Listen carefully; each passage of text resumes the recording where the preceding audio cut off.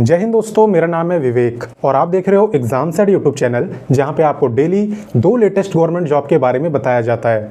हम आपको पहली गवर्नमेंट जॉब के बारे में सुबह 10 बजे बताते हैं अपने टेलीग्राम चैनल पे। तो अगर अभी तक आपने टेलीग्राम ज्वाइन नहीं करा है तो डिस्क्रिप्शन में लिंक है, ज्वाइन कर लेना, बिल्कुल फ्री है। दूसरी गवर्नमेंट जॉब की बात करें तो इसकी वीडियो बनती है जो कि इस चैनल पे रोजाना दोपहर 3 बजे आती है। यानी कि रोजाना दोपहर 3 बजे आपको एक नई गवर्नमेंट जॉब के बारे में बताया जाता है।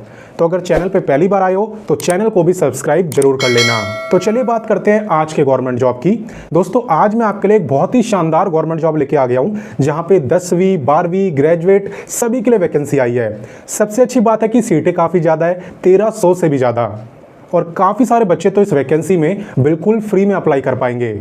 तो अगर आप इस गवर्नमेंट जॉब को लेना चाहते हो और अपनी लाइफ में सेटल होना चाहते हो तो आज की वीडियो को एंड तक एकदम ध्यान से देखना, क्योंकि एक बात बताऊं, अभी तक इस वैकेंसी के बारे में ज़्यादा लोगों को नहीं पता है और इसी बात का आप यहाँ पे फ़ायदा उठा सकते हो। तो चलिए शुरू करते हैं। तो सबसे पहले मैं आपको विभाग का नाम बताता हूं ताकि आपको पता चले ये गवर्नमेंट जॉब निकाली किसने है। तो देखो, इस विभाग का नाम है DDA। आप में से काफ़ी सारे बच्चों ने DDA का नाम सुना भी होगा और हो सकता है ना भी सुना हो, बट मैं आपको बता देता हूं कि ये विभाग करता क्या है। इस विभाग का मेन काम होता है राज्य के अंदर डेवलपमेंट करने का। कैसा डेवलपमेंट सर? मान लो जैसे पार्क बनाना हो गया, फुटपाथ्स बनाने हो गए, फ्लाईओवर बनाना हो गया, स्कूल बनाना हो गया, या फिर आपके घर बनाने हो गए। जैसे गवर्नमेंट स्कीम के थ्रू घर दिए जाते हैं ना, वो सब ये विभाग ही बनाता है। आपका LIG हो गया, MIG हो गया, HIG हो गया, आप में से काफ़ी बच्चों ने ऐसे नाम सुने होंगे, है ना। तो वो सब ये विभाग ही कंट्रोल करता है और इसी विभाग के अंदर आप परमानेंट गवर्नमेंट जॉब ले सकते हो। चलो मैं आपको क्वालिफिकेशन के अकॉर्डिंग पोस्ट बताता हूं ताकि आप डिसाइड कर सको कि आप किसके लिए एलिजिबल हो। देखो, यहाँ पे अगर आप 10th पास हो तो आपके लिए 2 टाइप की पोस्ट है। आप चाहो तो MTS में अप्लाई कर सकते हो और चाहो तो माली के लिए। माली का काम आपको पता ही है क्या होता है, और MTS का काम होता है मल्टीटास्किंग स्टाफ का, यानी कि नॉन टेक्निकल काम होता है। जैसे कि ऑफिस के अंदर अटेंडेंस मेंटेन करना हो गया, रजिस्टर मेंटेन करना हो गया, फाइल इधर से उधर देना हो गया, ये सब जो नॉन टेक्निकल काम है ना, ये सारे काम होते हैं MTS के। वहीं पे अगर आप 12th पास हो तो 12th पास के लिए जो पोस्ट आई है उसका नाम है स्टेनोग्राफर। आप जानते ही हो कि स्टेनोग्राफर कितनी अच्छी पोस्ट होती है, खासकर इसके एग्जाम में मैथ का कोई क्वेश्चन नहीं आता है और सैलरी बहुत ज़बरदस्त ग्रेजुएट लेवल की। ऐसी अगर बात करें ग्रेजुएशन वालों की तो आपके लिए 2 टाइप की पोस्टें आई हैं। एक तो है आपकी पटवारी, आप पटवारी जानते ही हो, काफ़ी पावरफुल पोस्ट होती है, और दूसरी है ASO यानी असिस्टेंट सेक्शन ऑफिसर। तो इन दोनों ही पोस्टों के अंदर जो क्वालिफिकेशन मांगी है वो सिर्फ और सिर्फ आपसे ग्रेजुएशन मांगी है। वैसे मैं बता दूं, पोस्टें तो काफ़ी सारी आई है, बहुत सारी, लेकिन मैं आपको उन्हीं के बारे में बता रहा हूं जिसमें एकदम सिंपल क्वालिफिकेशन मांगी है। बाकी अगर टोटल पोस्टों की बात करें तो यहाँ पे आप टोटल सीट्स देख सकते हो 1383। इतनी सीटों पे यहाँ पे भर्ती हो रही है, तो सीटों की कोई कमी नहीं है, काफ़ी अच्छी सीटें हैं। तो चलिए आगे बढ़ते हैं और जानते हैं इसकी सैलरी। देखो, सैलरी डिपेंड करेगी कि आप किस पोस्ट के लिए अप्लाई करते हो। जैसे कि अगर आप 10th पास वाली पोस्ट में अप्लाई करो तो इसकी सैलरी रहती है लेवल 1 की, यानी कि आपका बेसिक पे होता है 18,000 और इसमें जब अलाउंसेस वगैरह मिलते हैं तो 38,000 तक आपकी सैलरी हो जाती है। वहीं पे 12वीं पास की बात करें तो 12वीं पास की इतनी सैलरी होती नहीं है, बट ये पोस्ट है स्टेनोग्राफर की, स्टेनोग्राफर की सैलरी ज़्यादा होती है, इसलिए यहाँ पे आपको लेवल 4 की सैलरी मिल रही है, यानी 25,500 आपका बेसिक पे है, और इसके बाद जब इसमें अलाउंसेस मिलाएंगे तो 56,000 पर मंथ आपकी टोटल सैलरी हो जाएगी। ठीक है। वहीं पे बात करें ग्रेजुएशन वालों की तो आपका बेसिक पे रहने वाला है 29,200, और इसके बाद आपको भी HRA DA अदर अलाउंसेस सब कुछ मिलेगा जो एक गवर्नमेंट जॉब में मिलता है। तो आपकी सैलरी तकरीबन 60,000 को क्रॉस कर जाएगी। तो सैलरी सभी की ज़बरदस्त है, अपनी पोस्ट के अकॉर्डिंग एकदम अच्छी है। तो चलिए आगे बढ़ते हैं और इसकी बाकी जानकारी लेते हैं। अब मैं आपको बताने वाला हूं एज लिमिट के बारे में। सबसे पहले ये जान लो कि एज आपकी काउंट होगी फॉर्म भरने की लास्ट डेट से, ठीक है। और जो एज लिमिट है वो है आपकी 18 से 30 साल। अगर आप यहाँ पे 18 से 30 साल के बीच में हो तब आप इस वैकेंसी में अप्लाई कर सकते हो। वैसे हाँ, अगर आप रिजर्व कैटेगरी में आते हो तो आपको अलग से एज में रिलैक्सेशन मिल जाएगा, तो उसका फ़ायदा भी आप यहाँ पे उठा सकते हो। जैसे देखो, यहाँ पे अगर आप SC ST में आते हो तो आपको 5 साल का रिलैक्सेशन मिलता है, यानी SC ST वाले 35 ईयर तक अप्लाई कर पाएंगे। OBC को मिलता है 3 साल का, यानी ये अप्लाई कर पाएंगे 33 ईयर तक। ऐसे ही फिजिकली हैंडीकैप्ड जनरल वालों को 10 ईयर, SC ST को 15 और OBC को 13 ईयर का रिलैक्सेशन मिलता है। और अगर आप एक्स सर्विसमैन हो ना तो भी आप इस वैकेंसी में अप्लाई कर सकते हो। आपको रिलैक्सेशन मिलेगा service year plus extra 3 years अलग से, ठीक है, तो कैटेगरी के ऊपर डिपेंड करता है कि कितना रिलैक्सेशन आप यहाँ पे ले सकते हो। अब हम आ चुके हैं वीडियो के सबसे इंपॉर्टेंट टॉपिक यानी सिलेक्शन प्रोसेस के ऊपर। देखो, सैलरी कितनी भी ज़्यादा हो, कितनी भी अच्छी हो, लेकिन मिलेगी कब? जब आपका सिलेक्शन होगा। तो पहला फोकस आपका सिलेक्शन प्रोसेस पे होना चाहिए। देखो, यहाँ पे आप किसी भी पोस्ट के लिए अप्लाई कर लो, सब में जो पहला है वो आपका ऑनलाइन एग्जाम रहने वाला है। ऑनलाइन एग्जाम का मतलब ये नहीं है कि घर बैठे एग्जाम देना है, इससे हम कहते हैं CBT यानी कंप्यूटर बेस्ड टेस्ट। यानी कि जब आप एग्जाम सेंटर पे एग्जाम देने जाओगे तो वहाँ पे कंप्यूटर स्क्रीन पे आपको MCQ टाइप के क्वेश्चन दिख रहे होंगे।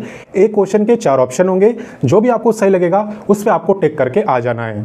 इसे ही हम कहते हैं MCQ एग्जाम। ठीक है, तो जो बच्चा इसे क्वालिफाई करेगा उसका यहाँ पे होगा स्किल टेस्ट।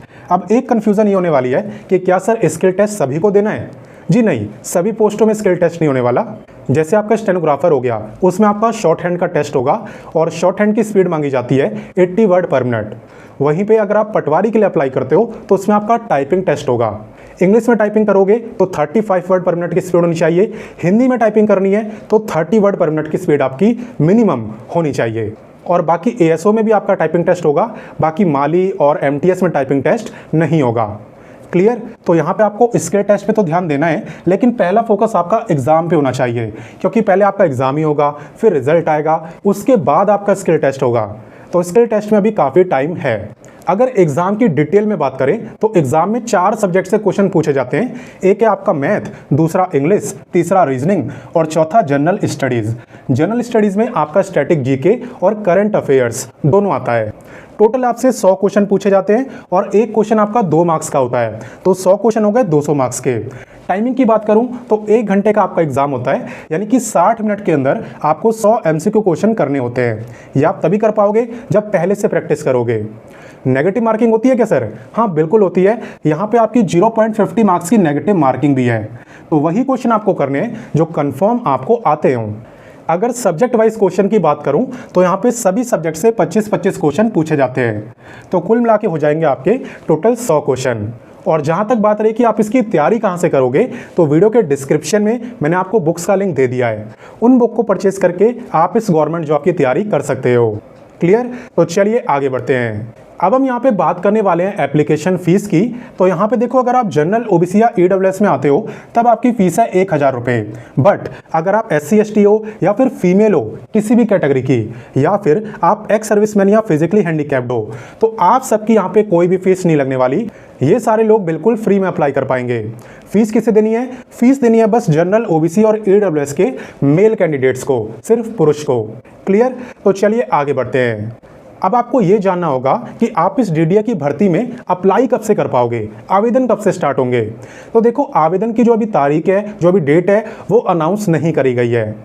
अब सवाल उठता है कि आपको कैसे पता कि ये वैकेंसी आई है। तो देखो, यहाँ पे इसका ऑफिशियल शॉर्ट नोटिस जारी हो चुका है। ठीक है, ऑफिशियल शॉर्ट नोटिस मेरे पास है। उसमें सब कुछ बताया हुआ है कि कौन कौन सी पोस्टें यहाँ पे आने वाली है और कितनी सीटें उसमें रहेंगी। उस शॉर्ट नोटिस का लिंक मैं आपको वीडियो के डिस्क्रिप्शन में दे भी दूंगा, आप चाहो तो खुद भी पढ़ सकते हो। तो जब शॉर्ट नोटिस आया है तो ये तो 100% कंफर्म है कि वैकेंसी आएगी ही आएगी।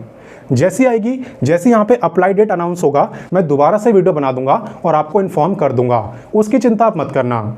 और बाकी बात करें कि यहाँ पे जॉब लोकेशन क्या रहेगा, एग्जाम सेंटर क्या रहेगा, तो ये दोनों चीज़ें आपकी सिर्फ दिल्ली में रहेंगी। जॉब भी आपकी दिल्ली में लगेगी और आपका जो एग्जाम सेंटर है वो भी दिल्ली में रहेगा, भले ही आप किसी भी राज्य से अप्लाई करो, क्योंकि अप्लाईज में अदर स्टेट से भी कर सकते हैं, किसी को भी रोका नहीं गया। तो आई थिंक अभी के लिए इतनी इन्फॉर्मेशन काफ़ी है, आपको कोई भी डाउट नहीं होगा। तो अब आपसे मेरी एक छोटी सी रिक्वेस्ट रहेगी कि आप इस वीडियो को अपने सभी दोस्तों के साथ, भाई बहनों के साथ, सबके साथ शेयर कर दें, ताकि भाई उन्हें भी पता चले कि इतनी बढ़िया वैकेंसी यहाँ पे आने वाली है और वो भी तैयारी करना शुरू कर दें। वैसे भी एक दूसरे की जब हेल्प करोगे तभी आगे बढ़ोगे। और अगर आपको मेरे समझाने का तरीका अच्छा लगा तो वीडियो को लाइक ज़रूर करना, क्योंकि आपके लाइक से मुझे मोटिवेशन मिलता है रोजाना बेस्ट से बेस्ट गवर्नमेंट जॉब आपके लिए लाने का। तो मैं मिलता हूं आपसे नेक्स्ट वीडियो में फिर एक अच्छी गवर्नमेंट जॉब के साथ, और तब तक के लिए जय हिंद, वंदे मातरम।